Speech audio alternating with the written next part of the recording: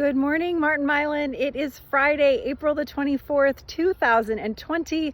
We are ending our second week of planned instruction. You're ending your first week of the fourth marking period, and today you're kind of closing the door on cycle day 2. So when you come back to school on Monday, it'll still be marking period 4, of course, but we will work through the entire week next week on a cycle day 3. So make sure you're looking ahead, see what creative arts classes that you have on cycle day 3 so that you are prepared to attend those classes next week.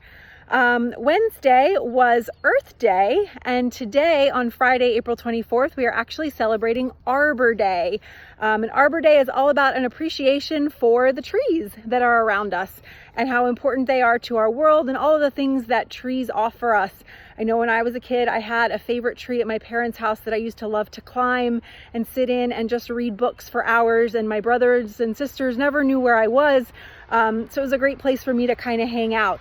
So a little history of Arbor Day. Arbor Day was actually started in 1872. So we've been celebrating Arbor Day for a long time. It was begun by a man by the name of J. Sterling Morton, who moved from Detroit to the Great Plains of Nebraska. And when the pioneers settled in the Nebraska Territory, they realized how quickly they were missing all of the trees because the plains were so flat and open, and they didn't have the trees to shelter them from the sun or to keep the soil in place or to block any of the wind.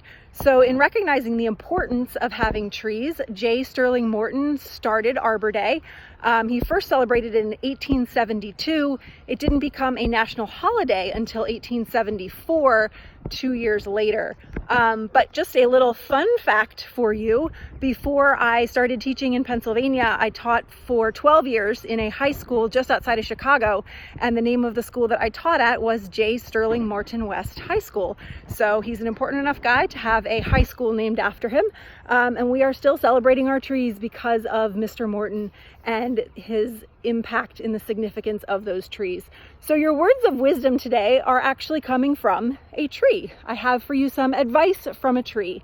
And the tree says, always remember to stand tall and proud. Sink your roots into the earth. Be content with your natural beauty.